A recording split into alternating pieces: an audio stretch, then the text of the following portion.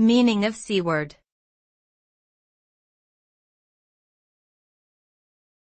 C-word.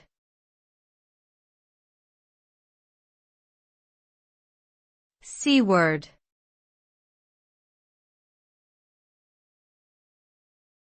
C-word.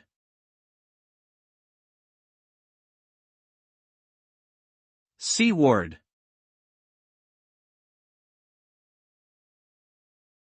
The C-word can refer to multiple words, but the most commonly used one is a derogatory and highly offensive term for a woman's genitalia.